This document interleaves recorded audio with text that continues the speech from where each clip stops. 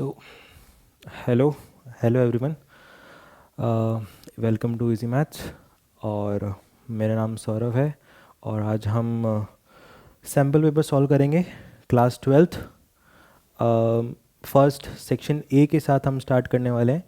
First of all the paper ऐसा है कि जो 12th अभी स्टार्ट होने वाली है और बोर्ड्स आने वाले हैं। मे बी आप लोगों को सबका प्रिपरेशन सही हुआ होगा, चल रहा होगा। तो बेसिकली मैं क्वेश्चंस, वैसे हमेशा हर टीचर कहता है किसी के हम क्वेश्चन जो हैं इजी ट्रिक से बताएंगे, ये करेंगे वो करेंगे, पर फॉर द फर्स्ट हम जब स्टार्ट करने वाले हैं मैं बेसिक से ट्राई करूँगा किसी के आप लोगों को समझ में आए क्वेश्चंस, और कंसेप्चुअल पॉइंट पे ज़्यादा हिट करेंगे, ना कि हम ट्रिक्स करेंगे। ट्रिक्स में क्या रहता है कि हम जब ट्रिक्स करने जाते हैं हम बेसिक फंडे भूल जाते हैं, जिसके वजह से अगर क्वेश्चंस अगर टफ रहता है या फिर कंसेप्चुअली स्ट्रांग होता है उसके वजह से हमको दिक्कत आती है। तो let us start with section A, class 12th. Okay, so question number 1: if matrix A Aij is an identity matrix, then which of the following is true? So basically we all know what is identity matrix when your जिसमें diagonal terms जो होती हैं वो हमारी 1 रहती हैं, और diagonal terms के अंदर हमारे जो indices होते हैं which is I and J वो सेम होते हैं, और उस indices के ऊपर आपको वैल्यू मिलती है 1। ओके और बाकी सारे जब i is not equal to j, well आपके इंडेसेस अलग अलग होते हैं तो आपको वहाँ पे वैल्यू होती है 0। सो पहला क्वेश्चन बहुत ही ईजी, ऑप्शंस देख लेते हैं। A i j equals to 1 for all i and j, which is absolutely wrong. Second, a i j 0 if i is equals to j, ये गलत है, तो ये वाला कैंसिल हो जाता है, ये वाला कैंसिल, ये वाला cancel. C option, aij is equals to 0 if I not equals to j, 1 if I is equals to j. So ये वाला ऑप्शन सही रहेगा। So option number C is the correct answer. Okay, so now moving on to the next question.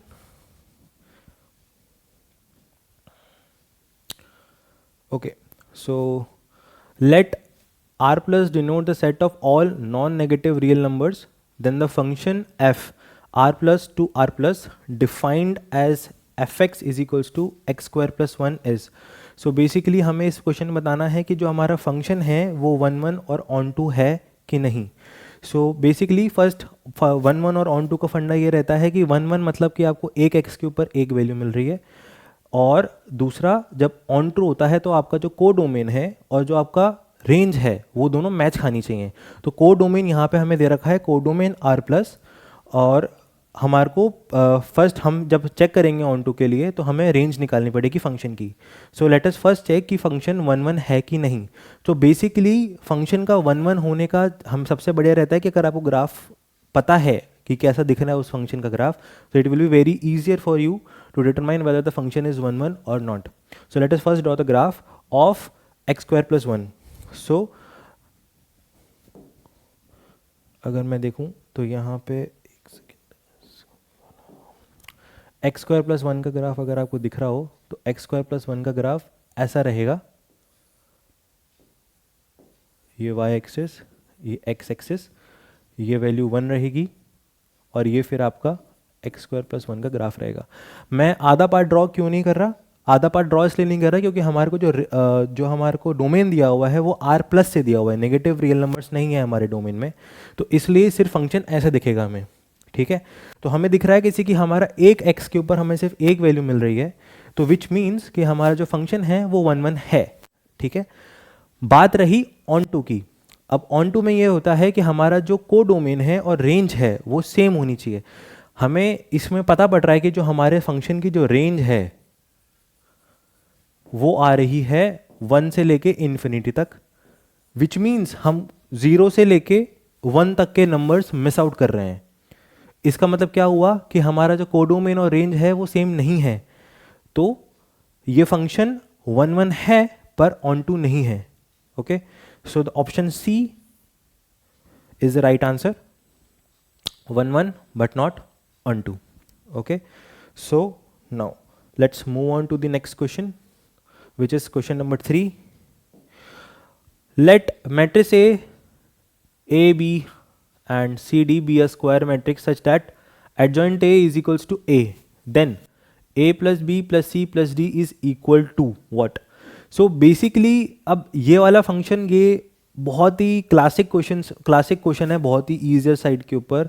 ये directly without pen paper हमें solve करने चाहिए, लेकिन for the timing we will start now. ये वाला सिर्फ तभी ट्रू हो सकता है जब आपका जो मैट्रिक्स है वो आपका स्केलर मैट्रिक्स हो। स्केलर मैट्रिक्स जहाँ पे आपकी डायगोनल टर्म जीरो होती हैं, मतलब डायगोनल टर्म्स जीरो नहीं होती। आपका जब इंडाइसेस अलग होते हैं तो वो आपको नॉन डायगोनल टर्म्स आपकी जीरो होती हैं। डायगोनल टर्म्स में we get equal values. Okay, so वैसे देखने के बाद डायरेक्टली पता पड़ रहा है किसी की हमें क्या आंसर होना चाहिए इसका, बट आई विल शो कि है कैसे आया ये वाला, क्योंकि हम बेसिक से स्टार्ट करने वाले हैं। तो फर्स्ट हमें, अगर एक स्क्वायर मैट्रिक्स है, उसका एक डायरेक्ट फॉर्मूला होता है कि जब हमें उसका एडजॉइंट निकालना होता है तो वो कैसे निकलता है। हमें पहले उसकी उसका जो को माइनर होता है वो हमें माइनर मैट्रिक्स होती है, उससे हमें उसका मैट्रिक्स मिलता है। तो अगर हम जैसे कि मान लो किसी का हमें एडजॉइंट ए निकालना है,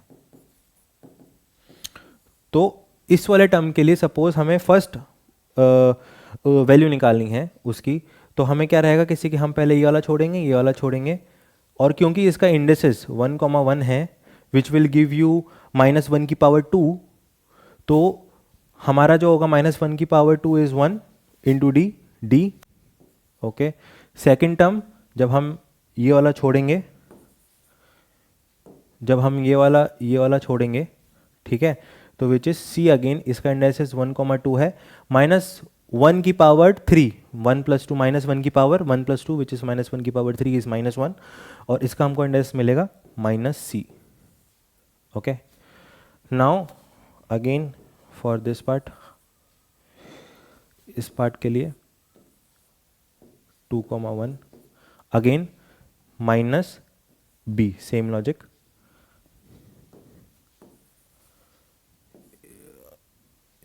इस वाले पार्ट के लिए for this one 2,2 we have 2 + 2 -1 की power 2 + 2 is 1, and again your value will be a. And now according to question, my adjoint a is equals to a, which will give you a, b, c and d. अब इसका हम equality देखेंगे तो a is equals to d minus c is equals to b. Okay, so हमें आया कि d is equals to a and minus c is equals to b, which means b plus c is equals to 0, d is equals to a. Okay, now just you have to put the values here. A is equals to d. Okay, b plus c is 0, which will cancel out 0. A and b, either the answer will be a plus d, which is 2a or 2d. Okay, so option में सिर्फ 2a है, तो हम we are going to go with this option. Okay, but आपको basic funda अगर पता हो जल्दी से, तो हम within 20 seconds we can answer this question. इतना करने की जरूरत नहीं पड़नी चाहिए एग्जाम के टाइम पे। तो बेसिकली जब आप मेडिसिस पढ़ो तो थोड़े थोड़े जो बेसिक फॉर्मूलाज होते हैं, बेसिक जो चीज़ें होती हैं जो आप प्रैक्टिस से आपको आती हैं, वो आपको आ जानी चाहिए। तो within 20 seconds you should be able to answer this. इतना पार्ट हमें इतना सॉल्व करने की जरूरत नहीं पड़नी चाहिए। So okay, now moving on to the next question, which is question number 4, which will give you fx is equals to mod of 1 minus x plus mod x, then modulus close. So we have to check the continuity for this. Okay, so basically we all know किसी की इन सारे questions type के लिए हमारे जो algebraic equations होती हैं उन वो कंटिन्यूस होते हैं मोर और लेस हर जगह के ऊपर, वहाँ पर डिस्कन्टिन्यूटी नहीं आती। डिफरेंशियबिलिटी के अंदर प्रॉब्लम हो सकती है, कंटिन्यूस होते हैं। ठीक है, तो अब बात आती है किसी की हमें यहाँ पे चेक करना है कि कहाँ पे वो डिस्कंटिन्यूस है, कहाँ पे वो डिस्कंटिन्यूस नहीं है। सो बेसिक फंडा इस क्वेश्चन में ऐसा रहेगा किसी के पहले हम इस क्वेश्चन का जो मॉडुलस है वो थोड़े से खोलें और उसके बाद चेक करें कि कंटिन्यूस है कि नहीं है, और किस पॉइंट पे चेक करना है that we have to see. So first point of hit रहेगा किसी की व्हेन आपको पहले अंदर वाला मोड हटाना है। अंदर वाला मोड हटाओगे तो x for x greater than equal to 0 fx for x greater than equal to 0 your function will become 1 because x positive खुलेगा, माइनस x यहाँ पे है, दोनों कैंसिल आउट हो जाएंगे, 1 का mod 1 for x greater than equal to 0। For x less than 0 what you have to do, यहाँ पे जब आपका x लेस देन 0 होगा तो ये नेगेटिव खुलेगा, 1 minus x which will give you 1 minus two x. So मैं यहाँ पे लिखता हूँ, यहाँ पे 1 माइनस टू एक्स का मॉड्यूलस। अब यहाँ पे जो है x का जो वैल्यू है ना, वो x का वैल्यू नेगेटिव है। तो अगर x नेगेटिव है, यहाँ पे माइनस का साइन है और प्लस में 1 है, तो इसका मतलब ये है कि मॉड्यूलस ऑलरेडी पॉजिटिव खुलेगा, हमें दोबारा मॉड्यूलस हटाने की ज़रूरत नहीं है। तो हम यहाँ पर डायरेक्ट लिख सकते हैं कि instead of mod of 1 minus two x we directly write 1 minus two x. Okay, so अब यहाँ पे डिस्कंटिन्यूटी, क्योंकि फंक्शन सिर्फ 0 पे चेंज हो रहा है, तो हमें चेक बस एक जगह करना है विच इज़ 0। जब आप यहाँ पे देख रहे हैं for x greater than equal to 0 my function is constant which is 1, for x less than 0 यहाँ पे अगर हम 0 पुट करेंगे, इसका जो LHS वाला वैल्यू है, तो x close to 0 will be 0, your function will converge to 1। So LHS भी सेम है, RHS भी सेम है, और उस पॉइंट पे वैल्यू भी 1 है। तो इसका मतलब ये हुआ कि आपका जो फंक्शन है fx वो कंटिन्यूस एवरीवेयर है। इसका ग्राफ कैसे दिखेगा? इसका ग्राफ कुछ ऐसा दिखेगा। अगर आप यहाँ पे देखेंगे, ये 1 रहेगी वैल्यू, और ये यहाँ से ऐसे चलेगा। तो यहाँ पे 1 आएगी वैल्यू, और यहाँ पे फिर वो आगे की तरफ बढ़ता रहेगा। Okay, so okay, now this is done. Now moving on to the next question which is question number 5। Question number 5, let me raise this.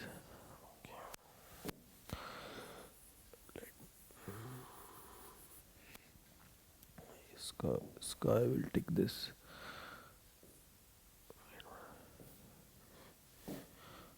ठीक है, moving on to the next one which is this question number 5, which will give you, if the sides of a square are decreasing at the rate of 1.5 centimeter per second, the rate of decrease of its perimeter is, okay, so the perimeter होता है square का, वो होता है 4a। अब इस question में given है कि आपकी जो साइड्स हैं वो डिक्रीज कर रही हैं 1.5 सेंटीमीटर पर सेकंड से, तो आपका जो पैरामीटर होगा वो 4 टाइम्स उसके साथ डिक्रीज करेगा। तो which will 1.5 into 4 which will give you 6। So the answer of this question should be 6। Okay, now moving on to the next question which is question number 6। Integration -a to a f(x) dx is equals to 0 if. So ये basically ये भी बहुत ही easy फंडा होता है। ये हम सब जब इंटीग्रेशन पढ़ते हैं तो ये हम देखते हैं कि ऐसा तभी होता है जब आपका जो फंक्शन है वो इवन हो,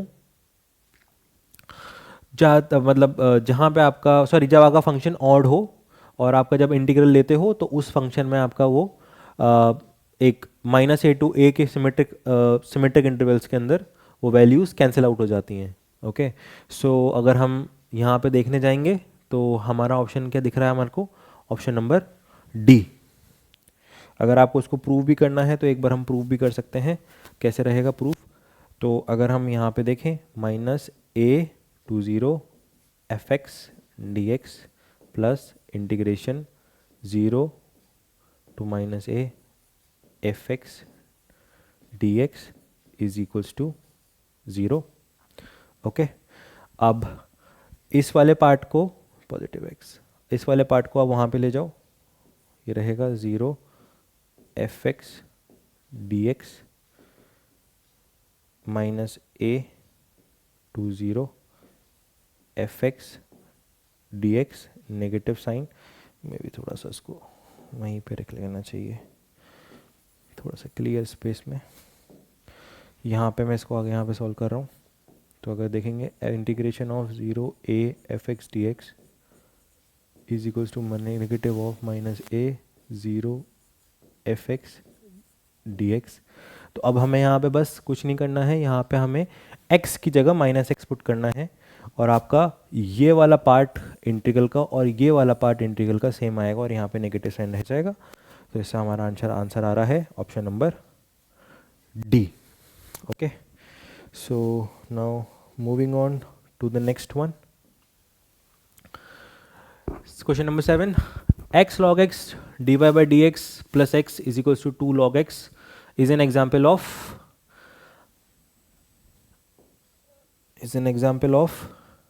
ये नहीं आएगा, इज एन एग्जाम्पल ऑफ। बहुत ही ईजी क्वेश्चन है, आपको कुछ नहीं करना है, आपको इसको डिवाइड करना है so that it will come in form of linear differential equation, first order linear differential equation. So my option will be B. ये देखिए कैसी इक्वेशन, इसको डिवाइड करोगे आप, यहाँ पे dy by d x plus 1/x log x into y is equals to 2/x. So this is a classic equation, linear first order linear differential equation. So my option will be B. Now coming on to the next part.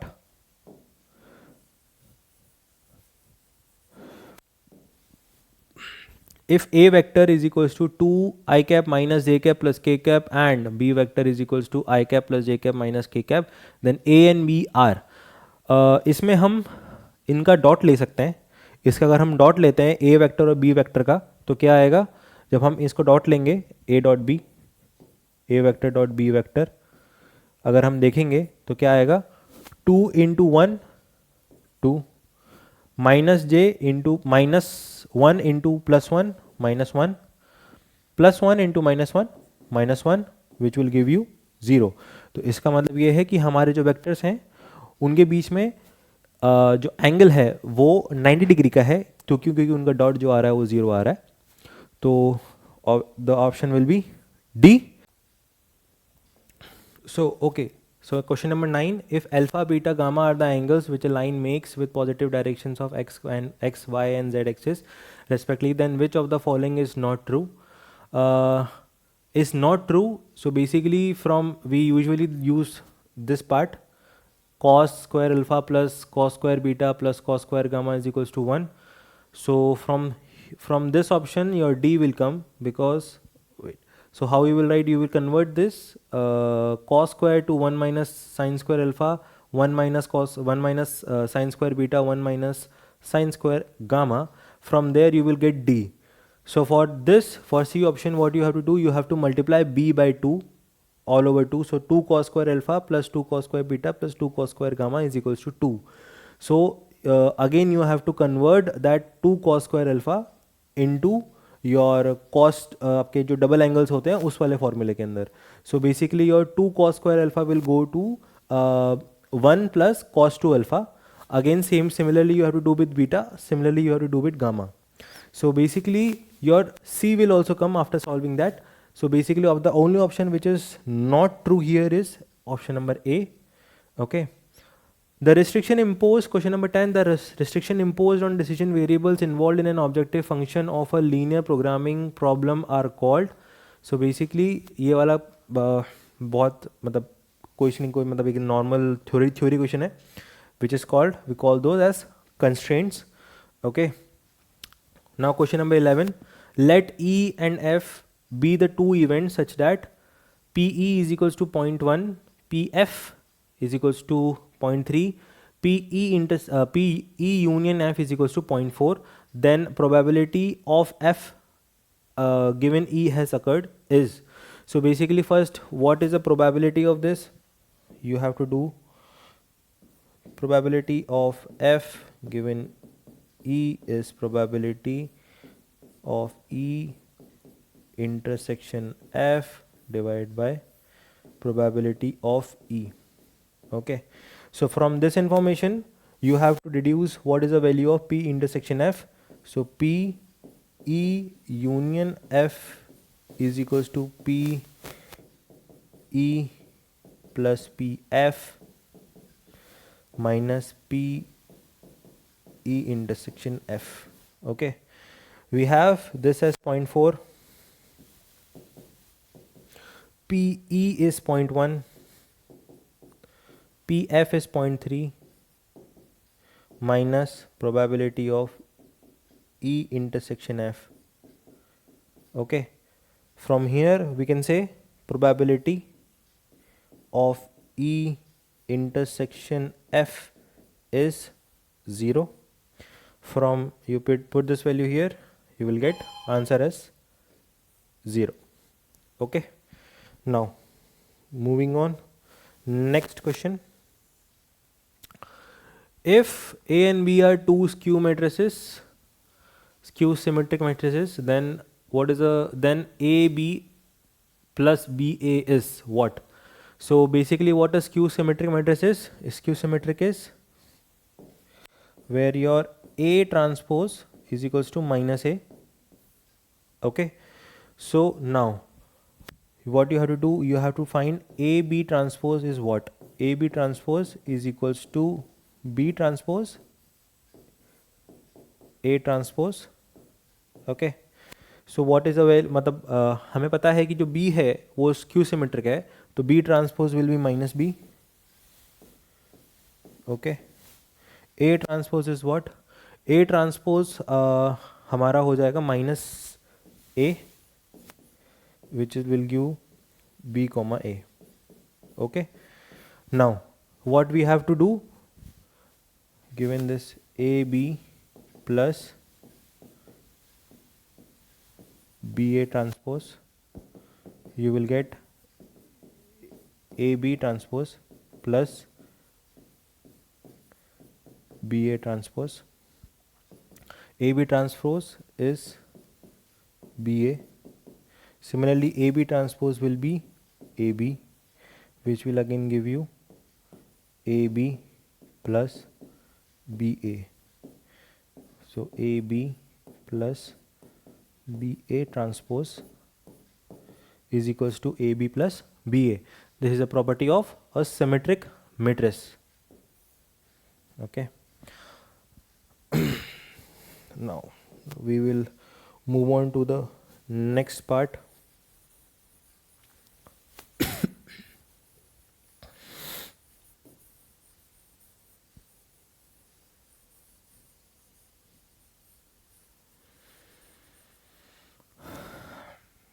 Next question. If the determinant of this matrix is plus minus 6, then the value of A is. So basically इस वाले matrix को हमें इस वाले का डिट find करना है. तो डिट फाइंड करने के लिए सबसे इजी पार्ट रहेगा कि हम उसको इस वाले रो से खोलें, ना कि ऊपर वाले रो से, क्योंकि हमारे पास यहाँ पे ऑलरेडी दो वैल्यू जीरो हो रही हैं. ठीक है, तो बेसिकली जब हम इसका मैट्रिक्स खोलने के लिए जाएंगे तो हम जब पहला मैट्रिक्स पहले रो से खोलेंगे तो zero times something, we don't need to calculate this, minus zero times something, again no need to calculate it. Now coming to the third one, 1 into, so इस वाले पार्ट को हम छोड़ेंगे तो 0 into 1 0, which is give you minus 3k, and this is given as minus plus 6. Okay, so अब क्या होगा, इस क्वेश्चन के अंदर दो ऑप्शन जो थे काफ़ी कंफ्यूजिंग हो सकते हैं. कंफ्यूजिंग नहीं, मतलब मैं कहूँगा किसी की मतलब रिडंडेंट है काफ़ी. रीज़न बीइंग, जब डिटर्मिनेंट हमारा 6 है, मतलब पॉजिटिव 6 है, तो k का वैल्यू -2 है, और जब हमारा डिटर्मिनेंट -6 है तो k का वैल्यू हमारा +2 है. ठीक है, तो इसमें +-2 यानी कि यह है कि जब हमारा ये डिटर्मिनेंट पॉजिटिव खुले, जब हमारा +6 है तो +2 वैल्यू है, ऐसा नहीं है. ओके, ऑप्शन सी में यही हो रहा है जो मैं अभी बोला, किसी की जब ये पॉजिटिव खुल रहा है, पॉजिटिव 6 है, तो ये वैल्यू हमारी -2 हो रही है, तो k का वैल्यू करस्पॉन्डिंगली नेगेटिव आएगा. तो जब +6 है तो -2 है, जब -6 है तो +2 है, तो इसका ऑप्शन जो रहेगा वो रहेगा C. Okay, now moving on to the 14th question, the derivative of 2x with respect to 3x. So basically ये हमें मांग रहा है, तो हमें मांग रहा है कि d of 2x with respect to d of 3x. Okay, so basically इसमें हमारा इजी फंडा ये रहेगा कि हम क्या करें, हम इसको ऐसे लिख दें, d of e to the power log 2 into x divide by d e to the power log of 3 into x. ठीक है, अब इस वाले पार्ट को हम ऐसे लिख सकते हैं कि d by e to the power log 2x by dx over d of e log of 3x dx. ठीक है, हम ऐसा इसलिए कर पा रहे हैं, ये काफ़ी मतलब मैं कहूँ काफ़ी बेसिक चीज़ें होती हैं, काफ़ी इंटरेस्टिंग चीज़ है, क्योंकि हमें ये रहता है कि जो हमारा जो फर्स्ट डेरिवेटिव रहता है which is d x by d y, वो एक सिंपल रेशो होता है। मतलब आप उसको एज अ मतलब रेशो, मतलब डी वाई का ratio divide by d y, मतलब डी एक्स आप अलग रख सकते हो, डी वाई आप अलग ले सकते हो। मतलब ये रहता है किसी के एक रेशो की तरह रहते हैं। तो इसलिए हम यहाँ पे इसको D of something by d x लिख पा रहे हैं। ये तो बेसिकली आप ये देखो किसी कि मैंने उसको मतलब फॉर्मुलेट किया है कि नीचे मैंने उसको डिवाइड कर दी, यहाँ पे कर दी, तो this will cancel out. So this if you are saying this then this is true with first derivative. जब हम सेकेंड डेरिवेटिव निकालते हैं which is your d two y by d x square, तो हम इसको अलग अलग नहीं लिख सकते। अलग अलग मतलब कि मैं अब जैसे कि मान लो इसमें अगर मेरे को सेकंड डेरिवेटिव निकालना हो तो मैं क्या यहाँ पे D two of x square लिख पाऊंगा? नहीं, वो मैं नहीं लिख पाऊंगा। लेकिन मैं फर्स्ट डेरिवेटिव के साथ वो कर सकता हूँ, क्योंकि वो सिंपल आपका जो वो रहता है वो आपका हाइट बाय मतलब हाइट बाय बेस का रेशियो रहता है। जब आप फंक्शंस पढ़ते हो तो उसके अंदर सिंपल बस ही रहता है, जैसे फंक्शन आप करोगे तो जैसे कि यहाँ पे अगर आपको इस पॉइंट पे डेरिवेटिव निकालना है तो ये डी वाई रहता है और ये डी एक्स रहता है। लेकिन जब आपका d two y by d x को रहता है वो एक कर्वेचर रहता है, तो कर्वेचर में आप उसको नॉर्मल रेशियो की तरह ट्रीट नहीं कर सकते। ठीक है, तो अब इसका यहां पे ये फायदा उठाते हुए बस इसको आगे सॉल्व करना है। अगर आप देखोगे तो e to the power x का डिफरेंशिएशन क्या रहता है? e to the power x, लेकिन हमारा log 2 बाहर था तो बेसिकली log 2 बाहर आ जाएगा, log 2, ठीक है, और ये आ जाएगा e to the power log 2x, similarly log of 3x, log 3 divide by e to the power log 3x। ठीक है, तो अब सिंपल कुछ नहीं, ये वैल्यू आ गई। अब इसको वापस से ऑप्शन, ये आंसर आ गया है, अब बस इसको ऑप्शन की, तो ऑप्शन के अंदर हम उनको फॉर्मुलेट कर लेंगे। जैसे कि हमारा जो होगा ई की ई log 2x, तो हम वापस से इसको 2x लिख देंगे। तो अगर हम इसको लिखने जाएंगे तो लिख जाएंगे log 2 ओवर log 3। ठीक है, अब इसका आ जाएगा, ये हो जाएगा 2 की पावर x, और सिमिलरली नीचे की तरफ लिख देंगे 3 की पावर x। ठीक है, तो इससे हमारा ऑप्शन क्या आ रहा है? Option number D. Okay, so I hope ये वाला पार्ट, मैं अज्यूम कर रहा हूँ किसी की ये वाला पार्ट पता होगा कि ये कैसे होता है log 2x, जिसमें हम जब हम बेस चेंज करते हैं, I hope everyone is familiar with that, कि जब हम जैसे कि हमें मान लो a की पावर x लिखना हो तो हमें अगर इसका जब बेस चेंज करना है e में, तो हम इसको e log ऑफ ax ऐसे लिख सकते हैं। ये बेस चेंज होता है। Okay,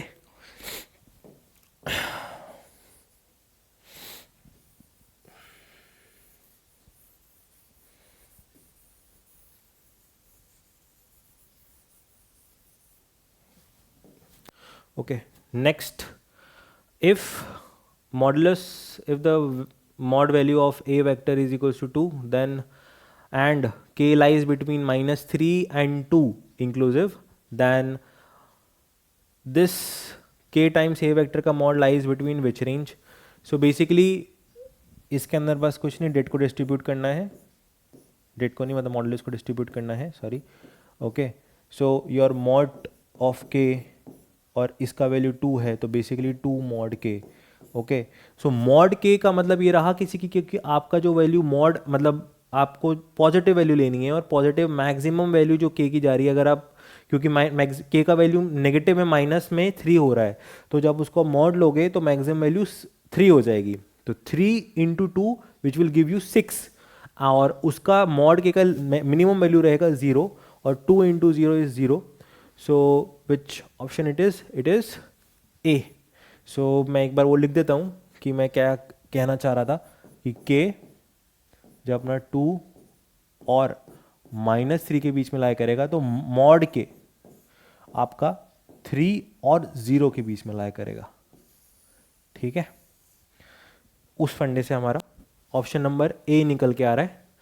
okay, now coming on to the question number 16, if a line makes angle of pi/4 with positive directions of both x axis z axis, then the angle which it makes with the positive direction of y axis is, okay, so basically इसमें काफ़ी मतलब ये वाला जो question है ये आप यहाँ से देख सकते हो कि इसने सोल्यूशन यही दिया हुआ है, cos square alpha plus cos square beta plus cos square gamma is equals to 1।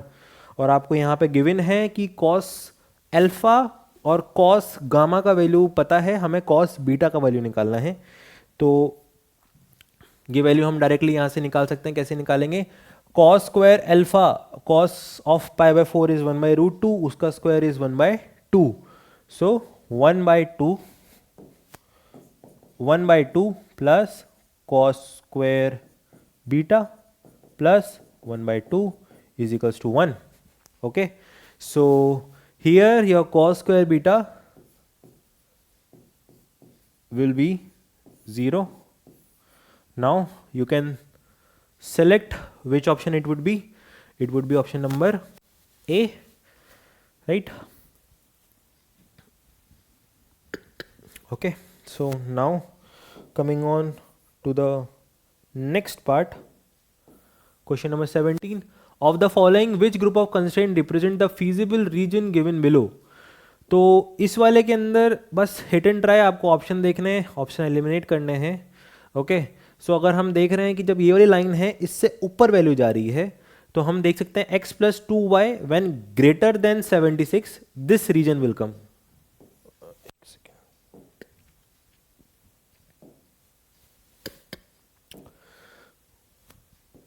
For x plus is equals to 76 अगर हम देखें, और दूसरा इस पॉइंट इस वाले ग्राफ के अंदर नोट करने वाली बात यह है किसी कि हमें ये सॉलिड लाइन गिवन है। जब हमें सॉलिड लाइन गिवन होंगी तो यानी कि जो इक्वलिटी वाला पार्ट है यानी कि x + 2y = 76 है वो भी इंक्लूसिव रहेंगे। लेकिन अगर हमें ये डॉटेड लाइन गिवन होती, x + 2y वाली जो हमें डॉटेड लाइन गिवन होती, तो हमें जो x + 2y = 76 है वो वाले पॉइंट्स हमें रिमूव करने पड़ते। तो मे बी क्वेश्चन ट्रिकी हो सकता था, बट यहाँ पे थोड़ा सा ईजियर साइड के ऊपर है। तो ठीक है, तो x + 2y = 76। तो जब ये वाला पार्ट रहेगा, अगर हम जब ये ड्रॉ करेंगे तो व्हेन ये वाला जो पार्ट रहेगा वो पार्ट रहेगा x + 2y = 76।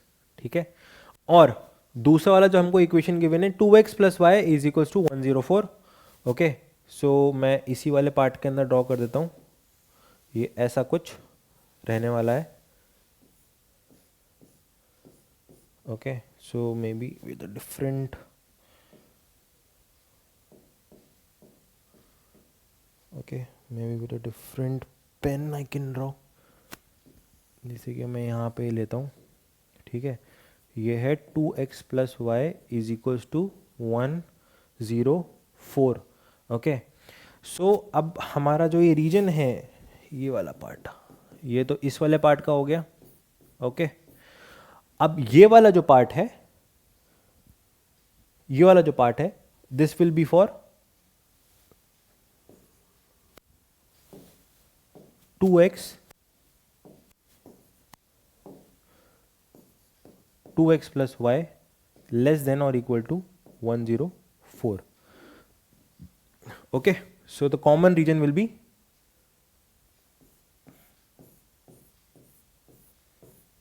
this part। और क्योंकि हमें सिर्फ यहीं तक का पार्ट दिया हुआ है तो this has to get restricted. यहाँ पे ये पॉजिटिव और ये पॉजिटिव होने चाहिए। ठीक है, तो अब इसमें जैसे कि आपको ये वाला जब ऑप्शन आप देखोगे, डी वाला ऑप्शन, ये सेटिस्फाई कर रहा है कि जब x और y पॉजिटिव हैं और आपका जब x + 2y 2x + y < or 104 and x + 2y < < 76, सो ये वाला ऑप्शन आपका रहेगा। ठीक है, तो ठीक है, अब ये बस जो आपको मैंने बताया कि ये ध्यान रखना कैसे कि यहाँ पे अगर डॉटेड लाइन अगर वो दिखा देता तो उसका मतलब ये था कि हमको वो वाले पॉइंट्स एक्सक्लूड करने पड़ेंगे। ठीक है, ओके।